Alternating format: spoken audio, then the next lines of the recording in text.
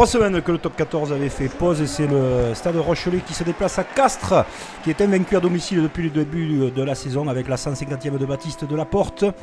Et Jonathan Danty et ses coéquipiers viennent avec des ambitions, bien qu'il leur manque les internationaux. Le coup d'envoi est donné par Louis Lebrun. Le stade est plein, beaucoup de vent. La Rochelle joue contre le vent dans cette première période. Il faut le signaler parce que c'est un vecteur important au niveau du jeu. Mais surtout, les Rochelais vont manquer un petit peu leur première période. En tout cas, les Castrés multiplient les phases de jeu. Dans ces 10 premières minutes, ils ont la main sur le ballon après ce 3 partout. Ils vont étirer au maximum après la charge de Cop cette défense maritime. Et vous voyez qu'on est monté en inversé et on libère Palis, positionné à l'aile. Dans cet après-midi, il joue à l'arrière, il joue à l'aile, il joue partout, Geoffrey Palis, mais il ouvre le score.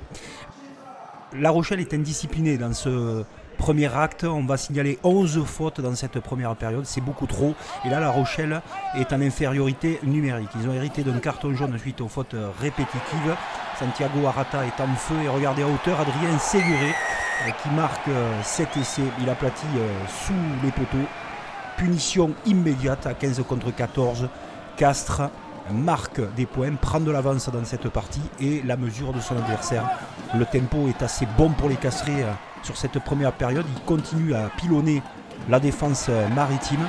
Je vous le disais, 11 fautes, c'est beaucoup trop. Il y a des cartons malheureusement et les Rochelais payent cash à chaque fois ces situations. Alors ils ont été en infériorité numérique, ils ont pris un essai. La maîtrise du ballon est toujours castraise.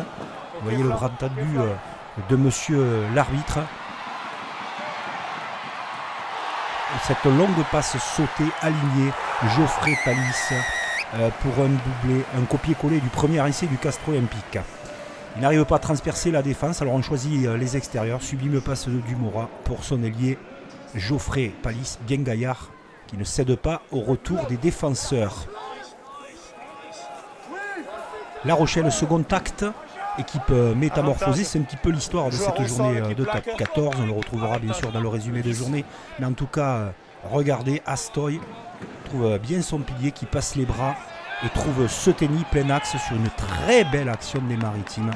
Seteny qui fait revenir La Rochelle dans ce second acte. Certainement les pendules ont dû être mises à l'heure dans les vestiaires. Et on voit enfin le double champion d'Europe et un des cadors de ce championnat proposer du jeu, de la maîtrise. Et notamment, regardez, l'occupation, c'est important. La couverture, Louis Lebrun tergiverse un petit peu. Il n'est pas trop en retard, mais il fait un choix. Il va mettre dans la difficulté son joueur castré. Et regardez, on va revenir sur un des tournants de la partie. Tout juste rentré en jeu, le pilier droit maritime. Tête contre tête. Grosse vitesse. Monsieur l'arbitre n'a pas de choix. Il est rentré, il ressort immédiatement. Carton rouge, La Rochelle va finir à 14. Si on ajoute l'indiscipline, c'est terrible pour les Rochelais. Mais ils ne baissent pas les bras, regardez. Poteau malheureux, rebond heureux.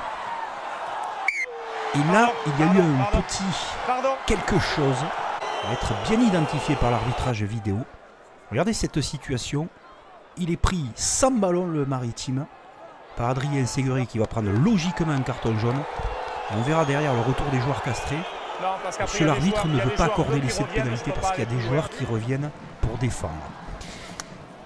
La Rochelle profite à son tour des maladresses castraises et surtout de son indiscipline en faisant une seconde période dans le sillon d'avant très conquérant.